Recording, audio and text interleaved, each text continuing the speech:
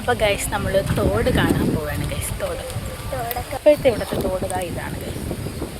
നമുക്ക് ഇറങ്ങാൻ ഒരു വഴിയുമില്ല.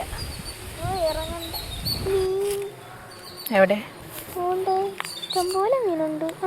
ഇവിടെയൊക്കെ അമ്മ തോടാണെന്നല്ലേ അറിഞ്ഞു. തെങ്ങിൽ തേങ്ങയിലൊന്നുമില്ല.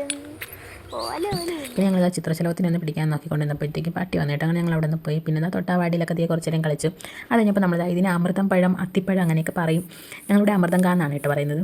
അപ്പോൾ ഇത് പറിക്കാൻ വേണ്ടിയിട്ടുള്ള തന്ത്രപ്പാടിലായിരുന്നു മൂത്തേമ്മയും അമ്മയും കൂടി.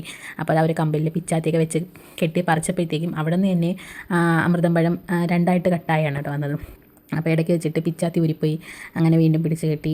അങ്ങനെ എങ്ങനെയൊക്കെ കുറേ എണ്ണം ഒപ്പിച്ചിടും. പിഞ്ചും പഴുത്തതും എല്ലാം വിളഞ്ഞതൊക്കെ എല്ലാം പറിക്കാൻ പറ്റുന്നില്ല, നമ്മൾ പറിച്ചിട്ടുണ്ട്. അപ്പോൾ അതിൽ കുറച്ച് എനിക്കും കുറച്ച് ചേച്ചിയും കൂടെ കൊണ്ടുപോകാണ്. എനിക്കത് ഭയങ്കര ഇഷ്ടമാണ് കേട്ടോ. ഫ്രിഡ്ജിൽ വെച്ചിട്ട് നമ്മൾ സ്പൂൺ കൊണ്ട് കഴിക്കുമ്പോഴത്തേക്കും ഒരു പ്രത്യേക ടേസ്റ്റാണ് അതിന്. അപ്പോൾ അതാണ് നമ്മുടെ 2 കുഞ്ഞി പെണ്ണുങ്ങളും ഉണർന്നിട്ടുണ്ട്. അപ്പം നമ്മൾ രാവിലെ വന്നതാണ്. അതുകൊണ്ട് 2 പേർക്കും ചെറിയ നിർബന്ധങ്ങളൊക്കെ തുടങ്ങിയിട്ടുണ്ട് വീട്ടിൽ പോകാൻ വേണ്ടിയിട്ട്. അങ്ങനെ ഞങ്ങളത് എല്ലാം പാക്ക് ചെയ്തൊക്കെ വെച്ചു ഗൈസ്. അപ്പോൾ ഞങ്ങൾ പോകുന്നു.